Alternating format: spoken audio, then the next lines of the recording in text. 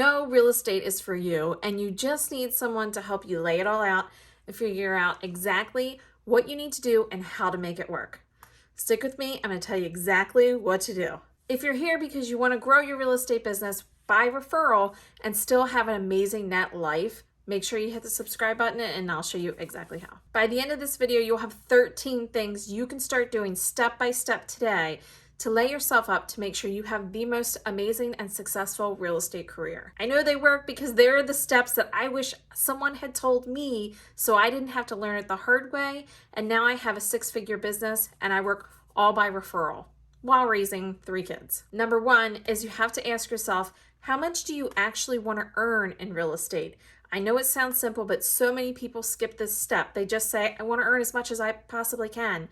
We need a North Star to go to. We need that point where you want to get to be able to help you develop your business plan. So how much do you want to make in net, not gross, net, take in your pocket every single month or per year? Set that number and then we can move on to number 2. Number 2 is how many houses does it take for you to sell to get you there? Broadcast it, put it in the comments, put it on your wall at home. I want 26 houses to sell. I want 40 homes that I'm going to sell.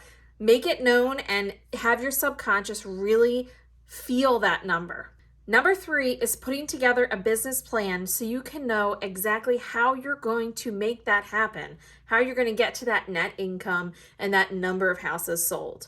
In 3 columns below your big goal at the top, write exactly where you think your business or you intend for your business to come from. So we're just going to split it in 3 for easy math.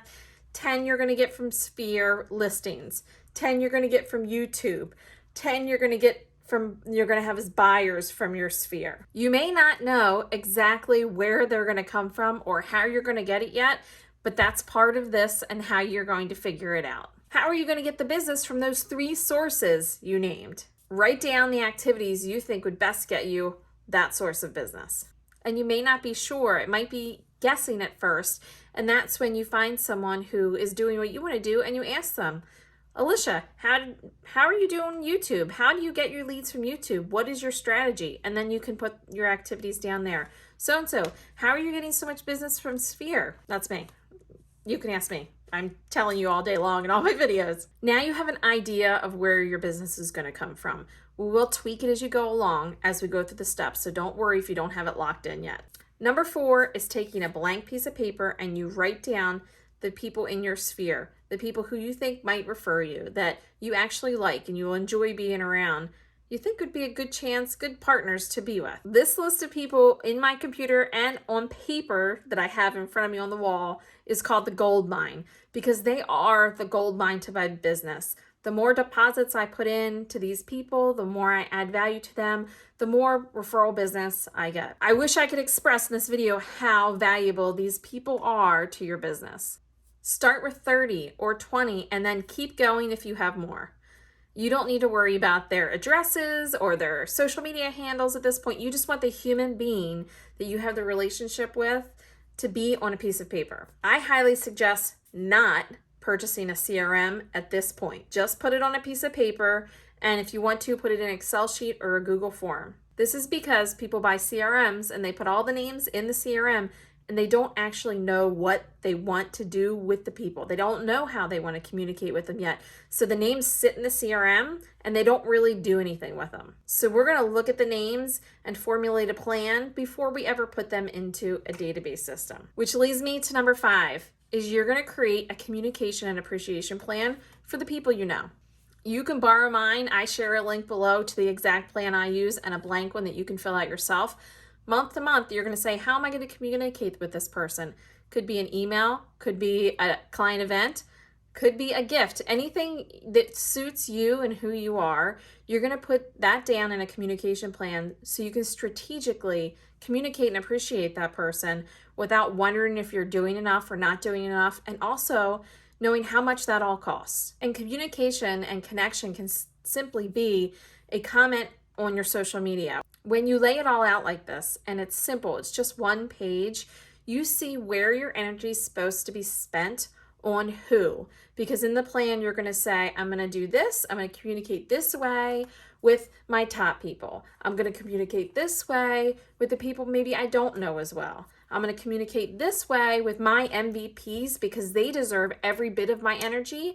And you don't end up spending all this energy on cold leads or people that you don't know, because it's really easy for that to happen. And keep in mind, the whole reason for this communication plan is keep you connected with people to get one conversation a day.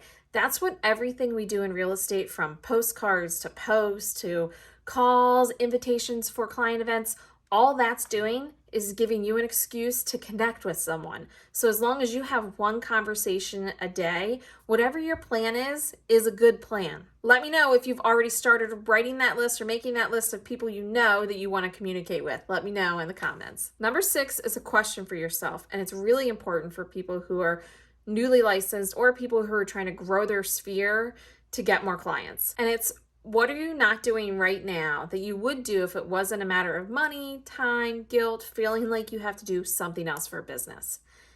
Is there an activity you would love to do and you would enjoy doing, but you feeling the pinch to get business, so you're doing everything but that? I promise you, this activity of going to do things that you actually enjoy and where you're meeting new people might just end up being your best source of leads, especially in the beginning. The people you're meeting for the first time, especially if you're experiencing something new or are somewhere new and you're developing those relationships, those people know you as a realtor, period. They don't know that you as a cousin, as a brother, as a son. They don't know you as a former tech employee. They're meeting you where you are. So whatever reputation you build is from the point they meet you. So as long as you show up to whatever you're doing enthusiastically, on time, hardworking, with integrity, they're going to see you as a realtor who's hardworking, with integrity, and can get the job done. They could be any kind of activities, anywhere from book club to a restaurant meetup to a workout group. I actually signed up for a workout group that I was feeling guilty that I didn't want to spend the money. I didn't want to leave my family. I didn't want to spend the time away from my business. I did it during business hours. I ended up with 2 clients from those 2 sessions, and it was about $20,000+ in commission from doing something I wasn't going to do because I felt guilty and I didn't want to take the time away from my business. And it's not just me. I see agents all the time doing this. Running club. I had an agent join the running club, and he got so much business just from being part of the running club, and he wasn't doing it because he felt guilty. 7 is start thinking about your branding. And you might say, well, I don't have a brand yet. I don't have a logo. That's fine. You don't need a logo. You don't need any of that. But who you are is part of your brand. How you treat people and how they feel when you treat them, however you do, is part of your brand. So if nothing else, that is your brand. I encourage you to either think of a color that's very you, or a style, or an emoji if you have nothing else, and put that emoji. For instance, a crab emoji is in a lot of my stuff. Everybody knows me for crabs. I'll simply put a crab emoji in a comment, and people will get the clue as you keep posting over and over and over again. The consistency of just that little tiny thing helps you build your brand, and it helps you get time leverage where people are thinking of you when you're not even around. I have an entire video on branding if you want to figure out how to do branding without a ton of expense. 8 is pick where you want to be on social media. You can't be on all of the things. You just can't. There's not enough time unless you have gadzooks of money and you're going to hire a bunch of people to do your stuff, which I don't think you need to do if you're working by relationship. Pick one that you're passionate about and that you enjoy. I think you should have a pillar social media. For me, like, I love YouTube, and then I have TikTok and Facebook that are my secondary, and they support YouTube. Like, anything I do on Facebook and TikTok helps bring people to YouTube for me. So if yours is Instagram, spend the majority of your time on social media on Instagram and use your other platforms to help bring traffic there or develop the relationship or deepen the relationship there. There's just not enough time in the day to do all of the platforms well. When you're picking between the social media platforms, make sure you think about who your ideal client is and where they are most of the time. Whichever platform you decide on, video will be one of your biggest time leverage pieces. Video helps you get in relationship with people you've just met at warp speed and helps deepen those relationships that you already have very fast. Number 9 is make time to talk to agents. Not just every agent, but you want to look around and see what agent is doing what I want to do. What is their life look like? I want my life to look like. If you don't want a team of 100 agents, then don't follow an agent that has a team of 100 agents.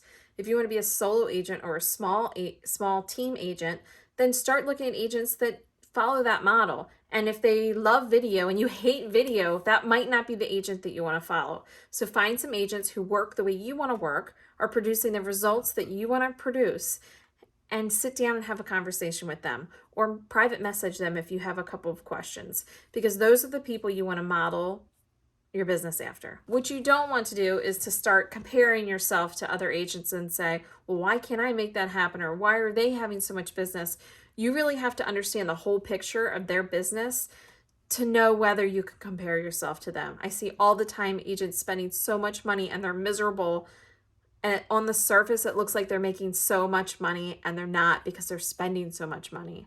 So you have to go by what your business plan is and what makes you happy. And if you can make that happen, no comparison to other people. Number 10 is look into getting a transaction coordinator. Yes, I said that. Even if you're new, you may decide you want to hold off, but I would at least look at finding a transaction coordinator that can help make the paperwork easier. And I know whether you have one transaction at a time or you have 7, a transaction coordinator can help you, especially in the beginning. Make sure you don't have any oops.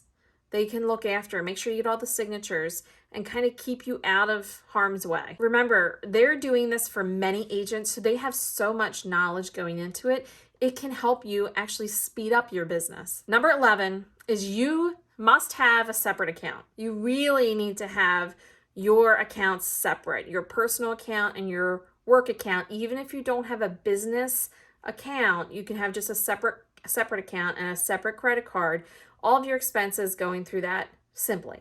And when it comes to tax time, I see so many agents suffer through getting their taxes ready and trying to figure out what was business, what was not, when if it was just on a separate card, that could be it. It saves you so much time when it comes to that point. Not to mention, you're going to miss less deductions if you already have it separated. You're not going to forget that something was actually a business expense or not. 12 is getting evidence of success out there, which means you're either posting on social media or having conversations, doing videos, sending postcards that show that you know what you're talking about. It does not mean you have to say, I just listed this one, I just sold this one's under contract.